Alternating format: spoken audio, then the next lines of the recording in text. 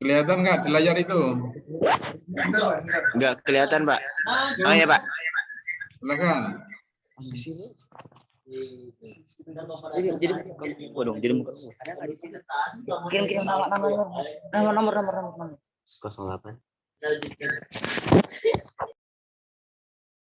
Silakan. Ini dari bukunya siapa?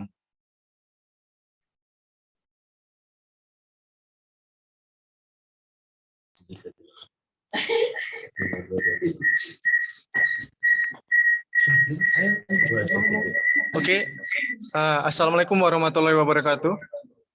Di sini saya Muhammad Sulhan dari kelompok 4 bersama teman-teman saya dari kelompok 4 ada Sauki, ada Hendra Wahyu dan Alisina akan mempresentasikan tentang budaya politik Indonesia.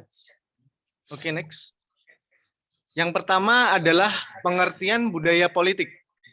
Menurut Almond dan Verba, mendefinisikan budaya politik sebagai siap orientasi yang khas warga negara terhadap sistem politik dan beragam bagiannya, dan sikap terhadap peranan warga negara yang ada dalam sistem itu. Kemudian budaya politik adalah pola tingkah laku individu dan orientasinya terhadap kehidupan politik yang dihayati oleh anggota suatu sistem politik. Jadi di sini dijelaskan bahwa suatu budaya politik adalah pola tingkah laku individu, Pak. Dan orientasinya itu terhadap kehidupan politik yang dihayati oleh semua anggota dalam suatu sistem politik tersebut.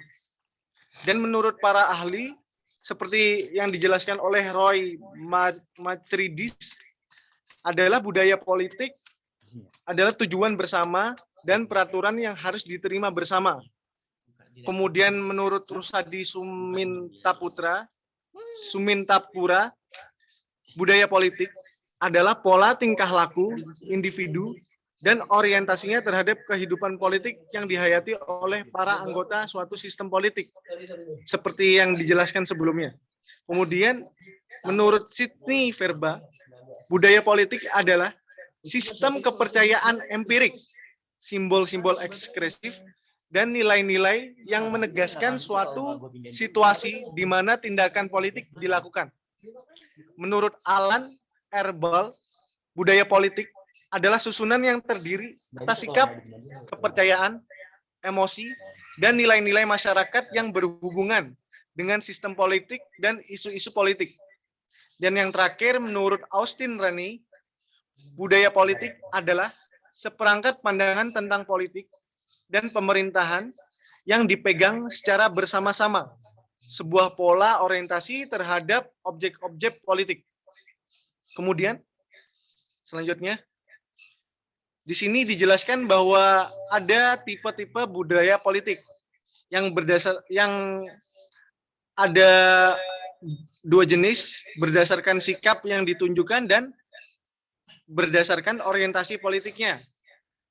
Berdasarkan sikap yang ditunjukkan, yang pertama, budaya politik pemilihan. Budaya politik pemilihan tidak memandang perbedaan sebagai usaha mencari alternatif yang terbaik, tetapi melihatnya sebagai usaha jahat dan menantang. Kemudian yang B, budaya politik toleransi.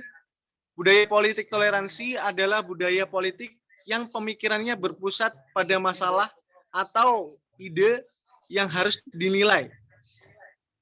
Kemudian yang berdasarkan orientasi politiknya. A, berdasarkan orientasi politik yang ditandai oleh sebagai karakter dalam budaya politik. Setiap sistem politik memiliki budaya politik yang berbeda. Next. Gabriel Almond mengklasifikasikan budaya politik sebagai berikut. Yang pertama, budaya politik parokial, yaitu tingkat partisipasi politiknya sangat rendah. Misalnya tingkat pendidikan relatif rendah. Kemudian B, budaya politik kaula, yaitu masyarakat bersangkutan sudah relatif maju, baik sosial maupun ekonominya, tetapi masih pasif. Kemudian yang C, budaya politik partisipan, yaitu budaya politik yang ditandai dengan kesadaran politik sangat tinggi. Yang terakhir, budaya politik campuran, atau bisa dibilang mixed political cultures, yaitu gabungan karakteristik tipe-tipe kebudayaan politik murni yang diuraikan di atas. Jadi gabungan antara macam-macam budaya politik yang sudah dijelaskan. Seperti politik parokial, politik kaula, dan partisipan yang dicampur menjadi satu. Kemudian menurut Clifford Geertz, seorang antropolog berkebangsaan Amerika, mengumpulkan tipe budaya politik yang berkembang di Indonesia. Ada 3, yaitu budaya politik abangan, yang artinya adalah budaya politik masyarakat yang lebih menekankan aspek-aspek animisme atau kepercayaan terhadap roh halus yang dapat mempengaruhi hidup manusia. Kemudian yang B, budaya politik santri, yaitu budaya politik masyarakat yang menekankan aspek-aspek keagamaan, khususnya agama Islam sebagai agama mayoritas masyarakat Indonesia. Kemudian yang C, budaya politik priai, yaitu budaya politik masyarakat yang menekankan keluhuran tradisi. Kemudian untuk penjelasan selanjutnya bisa dijelaskan oleh Syauqi Zihni.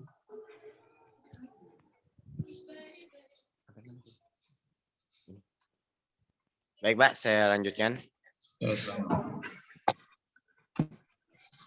Ya, dengan sosialisasi politik, jadi individu dan negara itu akan menerima norma, sisa keyakinan, dan nilai dari generasi sebelumnya yang dilakukan melalui berbagai tahap dan dilakukan oleh bermacam-macam agen, kayak keluarga, saudara, teman-teman bermain, sekolah, lingkungan pekerjaan, dan lain sebagainya. Proses sosialisasi atau pendidikan politik di Indonesia tidak memberikan ruang yang cukup untuk memunculkan civil society. Adapun beberapa alasan mengapa pendidikan politik di Indonesia tidak memberikan peluang yang cukup untuk memunculkan civil society, yaitu sebagai berikut. Dalam masyarakat kita, anak-anak tidak dididik untuk menjadi insan yang mandiri. Terus, tingkat politisasi sebagian terbesar masyarakat kita sangat rendah. Dan setiap individu yang berhubungan secara langsung dengan negara tidak mempunyai alternatif lain kecuali mengikuti kehendak negara, termasuk dalam hal pendidikan politik.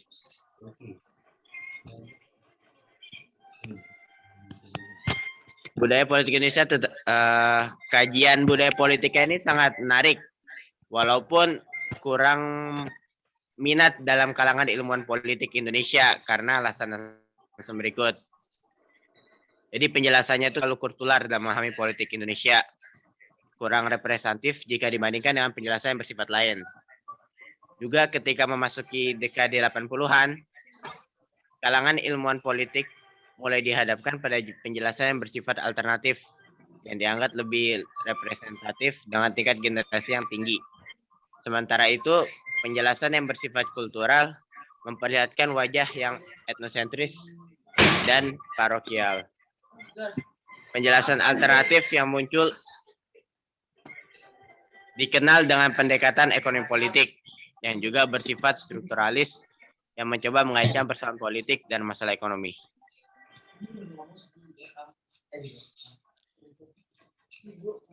Selanjutnya mungkin bisa dilanjutin sama Alisira.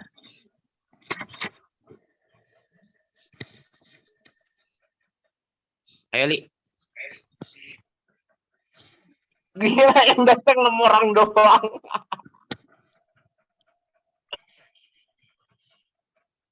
Yuk lanjut.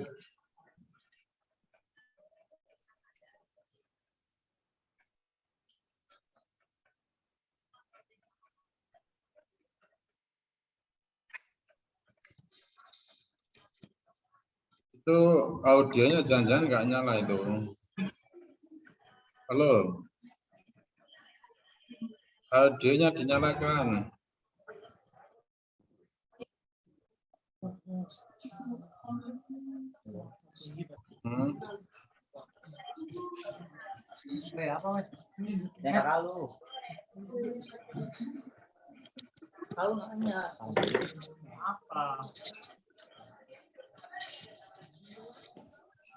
Yuk.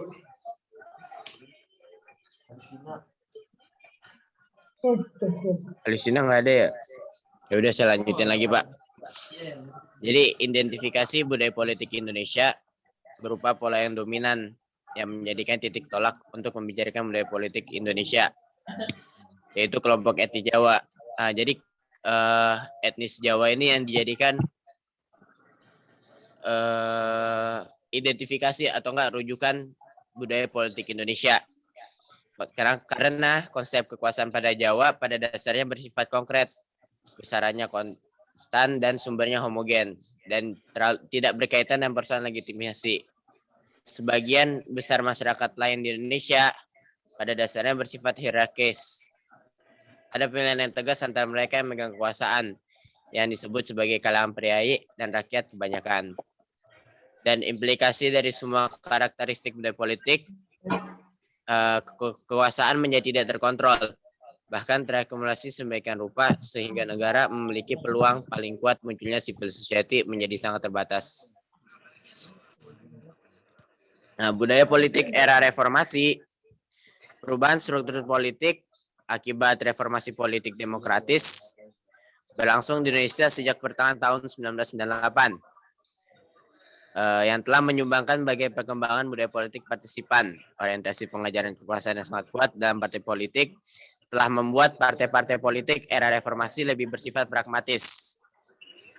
Hal-hal tersebut dapat dilihat melalui hal berikut: perebutan posisi ketua wakil ketua DPR beserta alat-alat kelengkapannya, pencalonan presiden dan wakil presiden, ketentuan partai politik peserta pemilu yang dapat mengajukan pasangan calon presiden dan wakil presiden, koalisi partai dalam meloloskan Agung Laksono untuk menjadi ketua DPR, dukungan PKS terhadap pencalonan SBY JK dalam pemilihan umum presiden dan wakil presiden dan tahap kedua.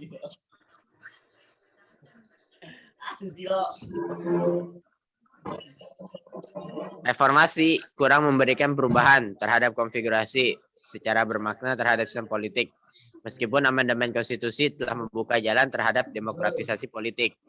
Reformasi hanya mengganti personel yang masuk ke panggung kekuasaan. Tatanan dan skenario panggung menurut rancangannya sudah tepat, tapi dalam praktiknya hanya ditafsirkan sebatas imajinasi kultural simbolis pada permainan pada umumnya baru dan terdistorsi ke arah lainnya.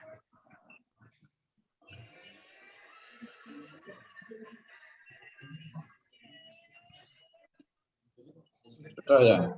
Udah, Pak. Kok misalnya ada beberapa yang belum kurang, saya bagian reformasi ini juga masih terlalu kurang paham, Pak. Kalau misalnya antum bisa jelasin, ya. Makanya maksud saya kalau kurang paham, itu di poin-poinnya itu loh, nggak paham malah dihilangkan. Maaf apa ya? Maaf apa, Pak?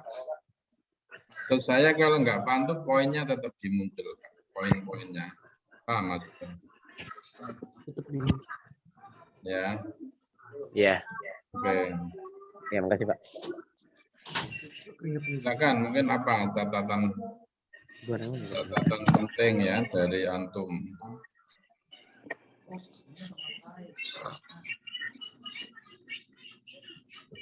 Halo. Halo, Pak.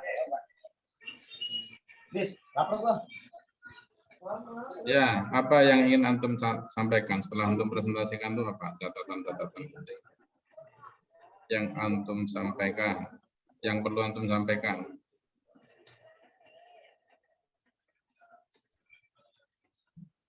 Halo.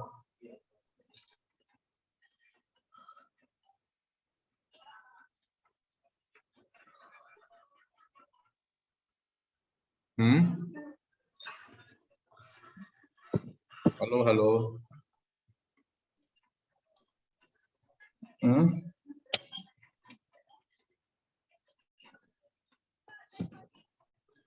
Halo grup ini, silakan.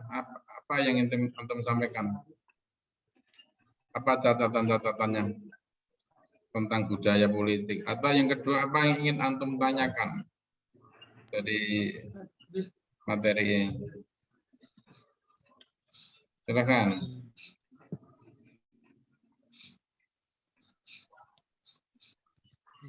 Halo. Halo, halo.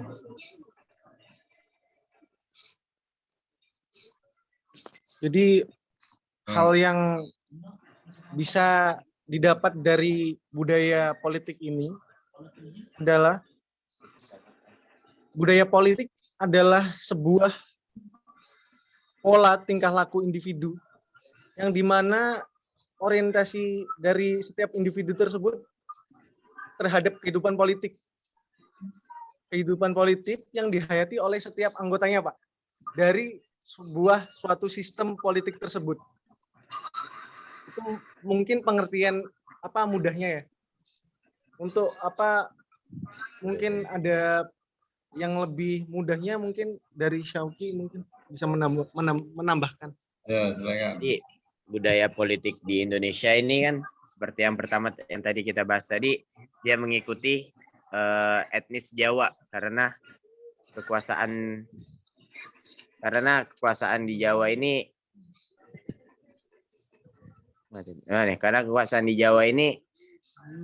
bersifat konkret dan tidak berkaitan dengan persoalan legitimasi. Jadi pemilahannya itu tegas antara mereka yang memegang kekuasaan, disebut sebagai kalangan pria dan rakyat kebanyakan. Itu tambahan dari saya. Jadi budaya politik Indonesia ini jadi dominan mengambil pola yang dominan terhadap kelompok etnis Jawa. Oke ya. Pertama gini ya, saya bantu ya dengan penjelasan lain bahwa ya budaya politik itu bisa diilustrasikan berikutnya. Kalau dalam konteks keagamaan kan ada tadi priai abangan, priai, santri gitu ya. Iya. Atau di dalam konteks keagamaan itu kan ada beberapa sikap yang bisa kita lihat ya. Misalnya di antaranya satu ada Islam puritan, Islam mainstream ataupun berat, sekuler moderat, sekuler keras, sekuler keras. Sekuler keras. Ya, sekuler keras. Ini kalau diilustrasikan misalnya, ini saya yang ingin saya tekankan tentang proporsi ya, populasi Muslim. Yang sekuler keras itu yang bisa dimasukkan di sini misalnya Golkar, PDIP, PSI itu di atas 27, 27%, ya, 27,4%. Tapi kalau sekuler moderat itu kayak Gerindra, Demokrat, Golkar, ini 2 kali, Nasdem, PDIP ya, sekuler moderat ya. Demokrat 33 sampai 28. 23. Tradisional, liberal, perkotaan dan pedesaan, akomodatif, pro ya. Terus Islam mainstream moderat berdasarkan perlindungan itu misalnya PAN, PKB, P3, Gerindra, Golkar, PKS, Barisan Kecil itu misalnya 24%, 29% atau 24% populasi modern, tradisional, perkotaan. Terus kalau Islam puritan itu di sini digambarkan PKS ya. 9,9 atau 84%. Puritan, modern, perkotaan, terpelajar, kritis. Apa yang ingin saya sampaikan ya, satu model-model budaya politik tadi ya, itu dibentuk dari keyakinan tergantung dibangun dari sejauh mana pemahaman, persepsi, sistem keyakinan ya mereka. Satu misalnya terhadap politik, nanti hubungannya dengan agama. Ya. Makanya sementara ini dengan segala kelebihan dan kekurangannya memang penggambaran misalnya tentang Islam abangan ya, priai abangan itu yang agak mendekati ya realitas. Ada Islam tapi abangan ya. Itu zaman Orde Lama digambarkan itu di PKI ya, abangan priai itu priai itu PNI santri itu masumi itu dalam konteks politik. Nah, itu kapan ya perilaku itu dibangun kapan itu dari keyakinan-keyakinan yang berkembang. Misalnya saya ambil contoh Indonesia itu memang pernah dikuasai oleh Hindu Buddha ya. Maka adalah lahirlah kerajaan-kerajaan Majapahit, kerajaan Sriwijaya ya.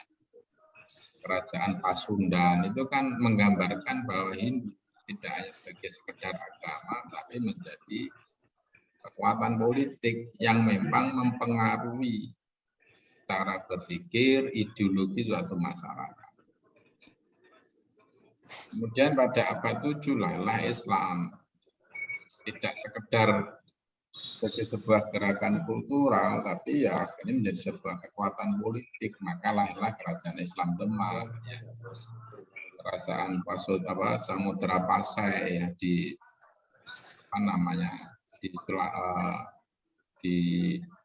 Melayu ya, Samudra Pasai itu di Sumatera ya. Dan beberapa di Buton ya, di Halmahera itu di Sulawesi itu merata kan di situ. Itu juga mempengaruhi pola pikir ya, pemahaman masyarakat dalam politik karena ada rujukannya itu di situ. Itu ya. Terus yang ketiga itu adalah misalnya setelah itu lahirlah masa Belanda penjajahan. Hadirlah masa penjajahan ya di Indonesia itu, maka di situ mengenal nama sekulerisme. Coba memisahkan antara politik dengan agama itu Indonesia mengenal paham sekulerisme itu setelah datangnya penjajah baik Belanda maupun Inggris ya, Jepang ya. Di Jepang agak berbeda itu di situ. Tapi mereka sangat kuat soal sekulerisme itu. Oke ya, kemudian yang ketiga ya. Ya, setelah itu maksud saya setelah mengenal masa penjajahan ya, maka mengenal Indonesia itu namanya sekulerisme dan cukup kuat pengaruhnya dalam sistem politik di Indonesia. Kemudian berikutnya adalah lahirlah yang namanya setelah itu pada tahun 70-an saya menyebut adalah mulai masuknya pengaruh Zionisme di Indonesia. Muncul istilah-istilah ekstrem kanan, ekstrem kiri. Ekstrem kanan diwakilkan oleh PKI, ekstrem kiri, ekstrem kanan disematkan ya. Disematkan oleh Islam itu. Enggak berhenti di situ, maka muncullah istilah-istilah Islam terorisme, radikalisme itu saya menyebut itu adalah mulai masuknya pengaruh Zionisme di Indonesia. Nah, jadi itulah yang namanya budaya politik. Budaya politik itu sebuah tidak mudah, makanya pertanyaannya ya kenapa ya? Buat apa nih Om? Makanya kenapa Indonesia yang secara statistik itu 85%, tapi secara politik itu menjadi minoritas karena termasuk salah satunya karena faktor budaya politik. Ya, nggak memahami politik Islam, nggak memahami bahwa Islam itu punya ajaran politik. Dia membayangkan misalnya apa yang dia baca melalui para penjajah tadi atau melalui paham-paham tadi, dan itulah yang sangat mewarnai sistem politik Indonesia. Itu budaya politik tadi. Kira-kira itu ya, nanti untuk lebih lanjutnya mohon didalami. Yang berikutnya catatan saya, sekali lagi itu termasuk nanti kepada grup-grup yang lain ya. Grup-grup yang lain itu saya minta itu tetap diawali ya, dengan resensi buku. Saya ingin menyampaikan bab 5 ini bagian dari buku apa. Buku tersebut membahas berapa bab, setiap bab itu apa yang dibahas. Oh, bab 1 ini 2 sampai 10. Pada kesempatan ini saya akan memfokuskan bab berapa. Poin-poin penting apa yang ingin saya sampaikan. Itu di situ. Gitu ya. Nanti tolong. Ini kuliah terakhir ya. Mau UTS. Betul nggak? Iya, Pak.